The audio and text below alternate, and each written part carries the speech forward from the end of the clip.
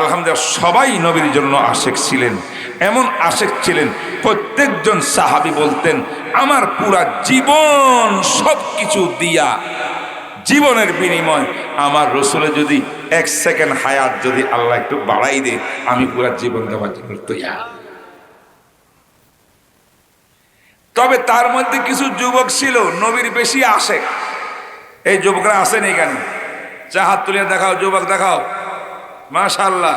এই যুবকরা শোনো, এটা বয়ান শেষ, এখন আমি আসল বিষয়ে চলে আসছি, কথা লম্বা করব না।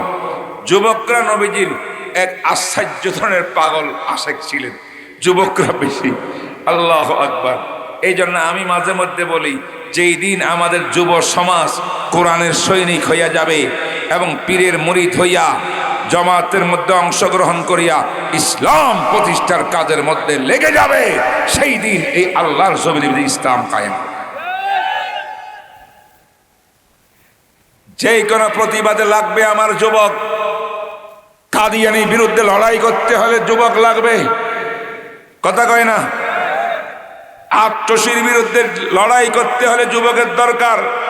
হিজবুত তাওহীদের ভণ্ডামির বিরুদ্ধে লড়াই করতে হলে যুবকের দরকার। নাস্তিক বেঈমানের বিরুদ্ধে লড়াই করতে হলে যুবকের দরকার। যুবক সাহাবী এক আশ্চর্য যুবক, তিনি রাসূলের দরবারে বসতেন, সবক পড়তেন মদিনা শরীফ।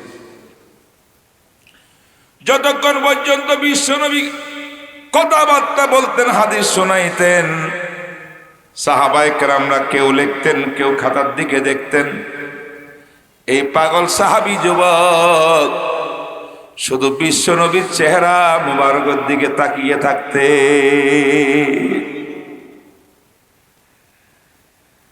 এমন আসে একদিন নবী জিজ্ঞেস করছেন, তুমি কি পড়ালেখা করবা না?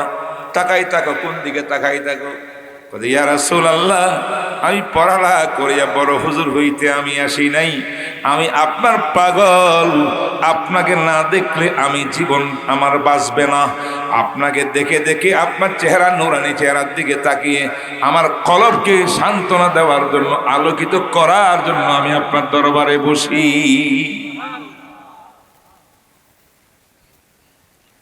এই সাহাবী রসুলের সামনের থেকে যখন ঘরবাড়ি চলে যায়, ঘরে চলে যায়, বাড়িতে চলে যায় পরিবারের খোঁজ খবর নেওয়ার জন্য, পিতা মাতার খোঁজ খবর নেওয়ার জন্য মাঝে মাঝে যাইতে হয়। যখন দূরে সরে যায়, পিছনের দিকে তাকায় আর চিন্তা করে নবীজির কি অবস্থা হবে, আমি তো যাইগা। ঘরের মধ্যে যাইয়া বিছানা দেয়, আরাম করো, খাবার দে, খাবার খাও। ওই সাহাবী বলে আমি খাবো না, আমি আরামও করব না, যতক্ষণ পর্যন্ত আমি বুঝতে না পারবো আমার বিশ্ব নবী মদিনার ভিতরে আরাম করতে জায়গা পাইছেন, আমার বিশ্ব নবীর খাওয়া দাওয়া চলতেছে, আমার নবী দেখে খাইতে না পায়, পানি আর খেজুর নিয়ে জীবন যাব, ঘরের ভিতরে ভালো ভালো খাবার মজা মজা খাবো, এই কথা, এই কাজ আমার পক্ষে সম্ভব না। ততক্ষণ আমি জানবো না, আমি খাবো না। খাওয়া দাওয়ার কোনো বালাই নাই। আরাম করতে বলে আমি বিছানার মধ্যে আরাম করতেছি, জানি না মাটির ভিতরে আমার নবী শুইয়া আছেন নাকি একটা চাদর পাইছে বিছানা করার জন্য, আমি কেন এইখানে শোবো? আমার নবীর টেনশনে আমার শোয়া আসে না, সামান্য শুইয়া আবার উঠে যায়, সারা রাত চটপট চটপট চটপট করে নবী। আবার চিন্তা করে, জানি না চারদিকে দুশ্মন আর দুশ্মন, মদিনার বুকের ভিতরে ইহুদি বেঈমানরা আমার বিশ্ব নবীকে খতম করার জন্য, হত্যা করার জন্য কতবার ষড়যন্ত্র করেছে, ঠিক না ঠিক বলেন? মিটিং করেছে, ষড়যন্ত্র করছে। এ সাহাবী বলে আমি বেশিক্ষণ ঘরে থাকবো না, জানি না আমার নবীর উপরে কোনো হামলা আক্রমণ আসতেছে কিনা বেঈমান ইহুদিদের পক্ষ থেকে, তাই আমার মতো যুবক দুনিয়ার মধ্যে বেঁচে থাকে কি লাভ? চটপট চটপট করে সকাল ভোর হওয়ার সাথে সাথে এক দৌড় মারে, দৌড়াইতে দৌড়াইতে যাইয়া সোজা মদিনা শরীফের মধ্যে গিয়া যতক্ষণ নবীর চেহারা দেখে না ততক্ষণ পর্যন্ত তার টেনশন বন্ধ হয় না। আল্লাহু আকবার। একদিন বিশ্ব নবী চেহারার দিকে তাকায়, কিরে ও আব্দুল্লাহ ইবনে যায়েদ, তোমার এই অবস্থা কেন? চোখগুলো গর্ত হইয়া গেছে, মুখের হাড্ডিগুলো বের হইয়া গেছে, কাঙ্গাল হয়ে গেছে জিসিমটা, শরীরটা হাড্ডি ছাড়া কিছু নাই, গোস্ত নেই, কিছু নাই। হয়তো তোমার শরীরের মধ্যে কোনো সমস্যা আছে, রোগ আছে। সাহাবী বলে ইয়া রাসূলুল্লাহ, চোখের পানি ফেলে বেট বেট বেট বেট করে কান্দে। আর নবীজি বলে ওয়াল্লাহি ইয়া রাসূলুল্লাহ মা বি ওয়াজন, আমার কোনো অসুবিধা নাই, আমার কোনো রোগ টোগ কিচ্ছুই নেই আমার শরীরের ভিতরে, আমি সুস্থ। তুমি এরকম কেন হইলা? বলে হুজুর আমি টেনশন করি সব সময়, সেই টেনশন হলো আপনি বিশ্ব নবীর মুহাব্বতের টেনশন। হুজুর যেখানে যাই আপনার অগোচরে চলে গেলে আমার আর ঘুম নিদ্রা খাওয়া দাওয়া খাইতে কিচ্ছু মনে চায় না। যতক্ষণ পাগলের মতো ছুটি আপনার দরবারে না আসবো, চেহারা না দেখবো, কিচ্ছু ভালো লাগে না। এই হলো আমার হালত হুজুর। এই জন্য না খাইতে অর্গুমা থাকতে থাকতে আমার শরীরের অবস্থা খারাপ। আমার নবী মুস্কি মুস্কি হাসলেন। এটা এই জন্য হাসছেন, আমার নবী জানেন আল্লাহ রাব্বুল আলামিন ওহীর মাধ্যমে বলছেন অতক্ষণ পর্যন্ত বিশ্বের মানুষ পাক্কা মুমিন হইতে পারবে না যতক্ষণ পর্যন্ত নিজের প্রাণের থেকে বেশি নবীকে ভালো না বাসবে। রাসূল চিন্তা করে যুবক তো আমাকে মুহাব্বতে এরকম হয়ে গেছে, টেনশনে কোনো কারণ নাই। নবীজি একটা শব্দ বলে দিলেন, বলবো নাকি কথা, এটা হাদিস। নবীজি বললেন আলমারউ মা'মান আহাব্বা, আলমারউ মা'মান আহাব্বা। ও পাগল সাহাবী, শুনিয়ালো আমার জুবান থেকে, আমি বিশ্বনবী বলছি। আমার আল্লাহ পাক আমাকে ওহীর মাধ্যমে জানছেন প্রত্যেক মানুষের হাসর নসর হবে ওই মানুষ যাকে মুহাব্বত করে তার সঙ্গে। তুমি যখন আমাকে অর্থ হইল এত মুহাব্বত আমাকে করো, অতএব আমার সঙ্গে তোমার হাসর নসর হবে। বলেন সুবহানাল্লাহ। কষ্ট হইতেছে নি আপনাদের? এই আমি আয়াতের তাফসীরটা এই সংক্ষেপ করি, শেষ করিয়া কিছু লেসন শিকার মতো আমরা কথা বলিয়া ঘরে চলে যাব, দোয়া করি। রাজি আছেন তো ইনশাআল্লাহ? শুনেন কাহিনীটা। এটা আমি যে আয়াত শরীফ তেলাওয়াত করছি খুতবার পরে, এই আয়াত শরীফের শানে নজুল বয়ান করতেছি, কাহিনী না, এটা শানে নজুল। এই সাহাবীর পরিপ্রেক্ষিতে আল্লাহ পাক কোরআনের আয়াত।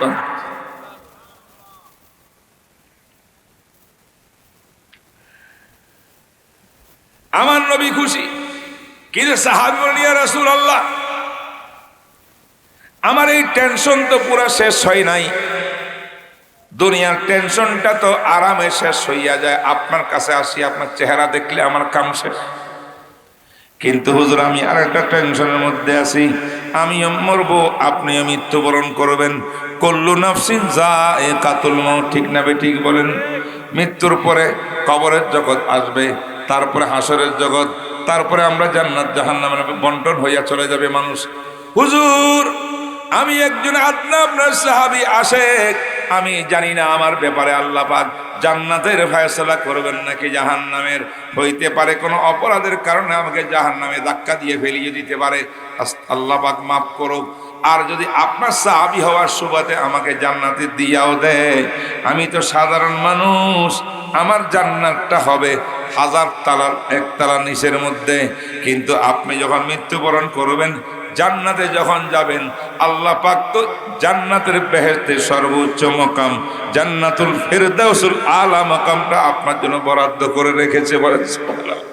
হুজুরের অর্থ হলো যদি আমি জান্নাতে যাইও, বেহেশতের মধ্যে যাইও, পরবর্তীতে আপনার সঙ্গে তো আমার সাক্ষাৎ হইতেছে না, আপনার থাকবে সর্বোচ্চ উঁচুতে, আমি থাকবে নিচুতে। দুনিয়ার মধ্যে আপনাকে না দেখলে যদি আমার অবস্থা এই হয়, যে জান্নাতে আপনাকে দেখাই হবে না, সেই জান্নাত দিয়ে আমি কি করব? সেই জান্নাত তো আমার জন্য জান্নাত হবে না। এই টেনশনে আমি আছি হুজুর। এই প্রশ্নের উত্তর দেন। বলেন সুবহানাল্লাহ। বিরাট বড় প্রশ্ন করে ফেলছে সাহাবী। এবার আল্লাহর নবী চিন্তা করতেছে কি জবাব দিবেন। কারণ হলো আমার নবী সবকিছু জানেন না, আমার নবীকে আমার আল্লাহ যাহা জানাই তাহা জানে, ঠিক না ভাই? ঠিক কর। গায়েবের মালিক কে? গায়েবের ইলমের মালিক কে? আমার নবী তো সব জানেন না, আল্লাহ জানালে জানেন। এই প্রশ্নের উত্তর তো নবী জানেন না, আল্লাহ পাক জানান নাই। জান্নাতের মধ্যে এক একটা স্তর, এক এক নবীদের জন্য, শহীদদের জন্য, সিদ্দিকের জন্য, এই জন্য ওই জন্য। তাইলে আমরা একজনের জান্নাতে আরেকজনে যাইতে পারবো কিনা, নবীর সঙ্গে সাক্ষাৎ জান্নাতে হবে কিনা? আমার তো মনে এই প্রশ্নটা আপনাদেরও প্রশ্ন। সঙ্গে সঙ্গে আল্লাহ পাক রব্বুল আলামিন কোরআনে কারীমের আয়াত নাযিল করে দিলেন জিবরাইলের মাধ্যমে। আমার নবী জানেন না, ওহী চলে আসছে নবীজির কাছে। সুবহানাল্লাহ করেন একটু।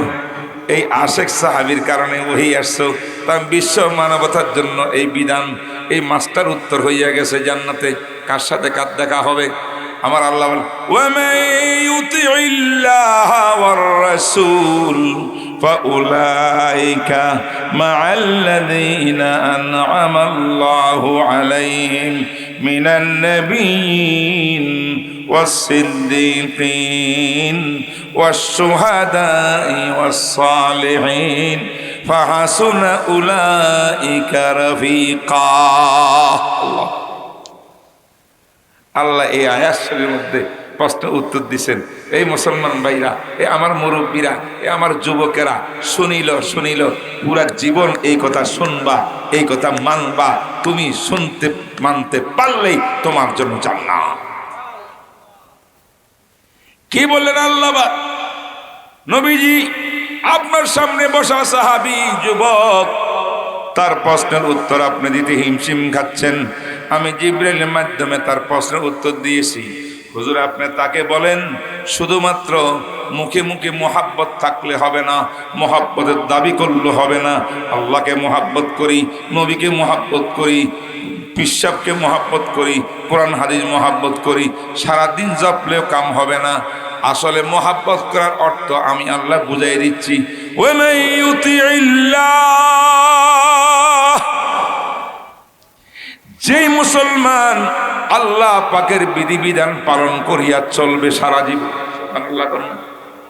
সারা জীবন আল্লাহর কথা মেনে চলবে, হালালকে হালাল বলবে, হারামকে হারাম বলবে, ফরজ আমল করবে, ওয়াজিব আমল করবে, শিরিক থেকে বাঁচবে, হারাম থেকে বাঁচবে, মাকরুহ তাহরিমাত থেকে বাঁচবে, সুন্নতে মুআক্কাদার উপরে আমল করবে, আল্লাহ পাকের হুকুম আকাম মোতাবেক আমল করবে।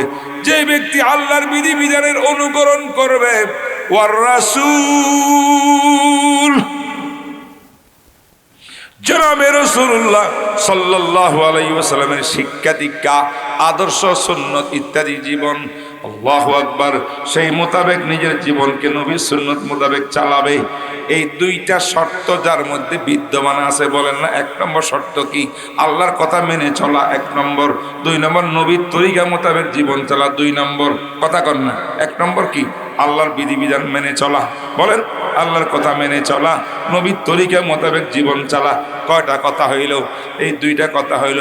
ওয়া মান ইউতিইল্লাহা ওয়ার রাসূল, এই দুইটা যার মধ্যে পাওয়া যাবে, সেই হলো সত্যিকারের আমি আল্লাহর আশেক, সেই হলো রসুলের আশেক। যে দাবিও ঠিক, বাস্তবও ঠিক।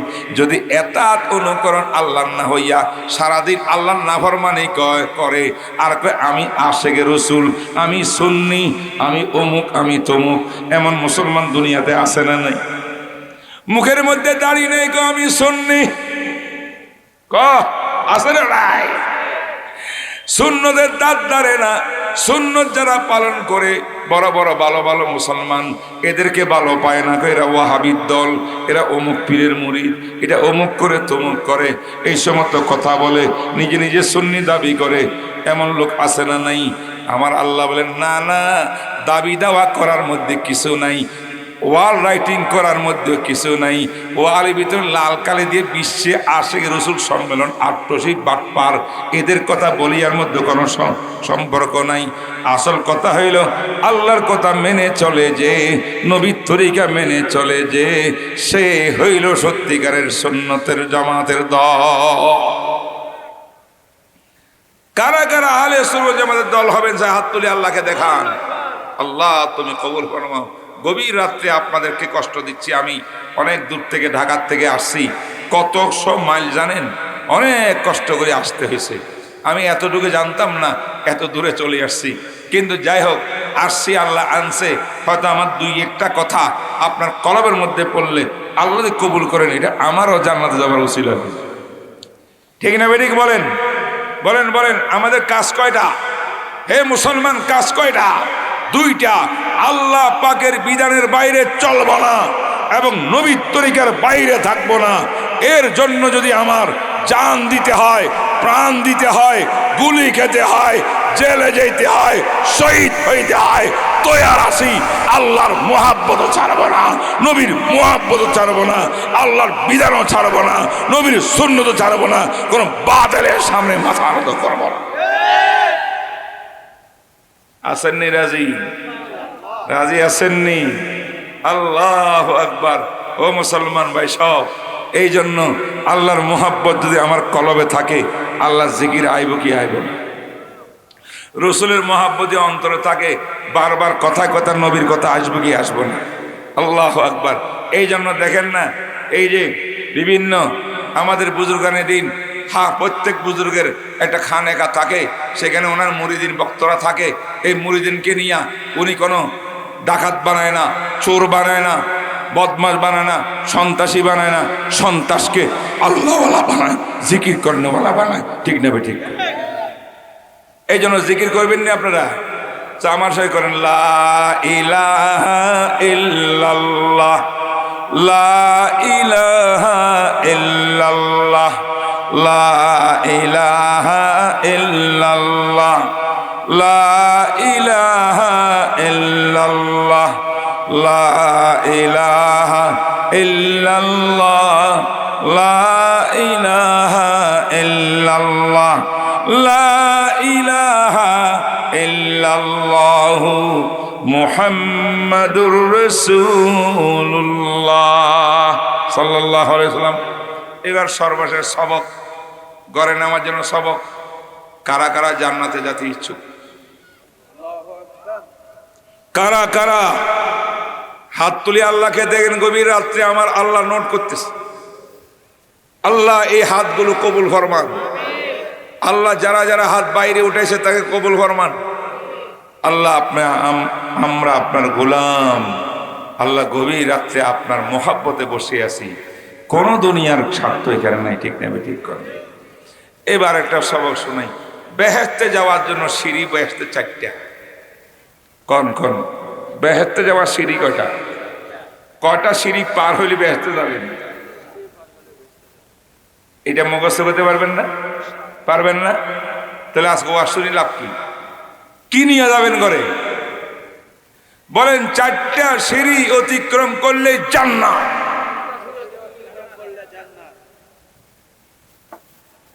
বন্ধুরা, 1 নম্বর সিঁড়ি হইল যে সিঁড়ির মধ্যে পাও রাখতে হবে বিসমিল্লাহ করি, তার নাম হইল শিরিক মুক্ত ঈমান। সুবহানাল্লাহ। কেমন ঈমান? প্রকাশ্য শিরিক, অপ্রকাশ্য শিরিক, ছোট শিরিক, বড় শিরিক, তাম প্রকারের শিরিক থেকে মুক্ত হইয়া সত্যিকারের ঈমানওয়ালা যদি হইতে পারি, ঈমান 1 নম্বর শর্ত। আমি জান্নাতের দিকে পাও বাড়াইবার জন্য বলেন সুবহানাল্লাহ।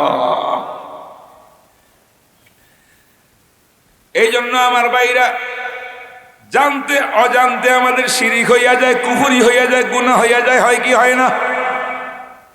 এখন শিরিক মুক্ত ঈমান বানাইতে হলে, কুফর মুক্ত ঈমান বানাইতে হলে আমার কি করতে হবে? আমাদের জানতে অজান্তে বহুত কিছু হইয়া যায়। বেশি বেশি করে তওবা করতে হবে, ইস্তেগফার করতে হবে। আস্তাগফিরুল্লাহ রাব্বি মিন কুল্লি যামবি ওয়া আতুবু ইলাইহি, লা হাওলা ওয়ালা কুওয়াতা ইল্লা বিল্লাহিল আলিয়্যিল আযীম। আস্তাগফিরুল্লাহ বলেন না, আস্তাগফিরুল্লাহ, আস্তাগফিরুল্লাহ, আস্তাগফিরুল্লাহ, আস্তাগফিরুল্লাহ। জোরে বলেন, আস্তাগফিরুল্লাহ, আস্তাগফিরুল্লাহ, আস্তাগফিরুল্লাহ। আল্লাহ বলেন, আয় আয় আমার দরবারে আয়, তুই মাফ চাওয়া দেরি, আমি আল্লাহ গুনাহ মাফ করতে দেরি নাই। বাজা বাজা আর আঁচে হাজতি বাজা, বাজা বাজা। আল্লাহ ডাকে, আসো আসো, সুবহানাল্লাহ কর। বাজা বাজা আর আঁচে হাজতি বাজা, গর কাফেরো গিবরো বুত পুরুষতি বাজা। ইদার গায়ে মা দরগায়ে নুমিদিনী সদবার কর তওবা শিকস্তি বাজ হাজার বার তওবা করিয়া প্রত্যেকবার তওবা করো যুবক, আবার গুনাহ করি ফেলো, তওবা ভেঙ্গে ফেলো, লঙ্ঘন করি ফেলো, আল্লাহ পাক বলে হাজার বার কর, আরো 1000 বার কর, অবশেষে তওবা কর, তাতে আমি রাজি।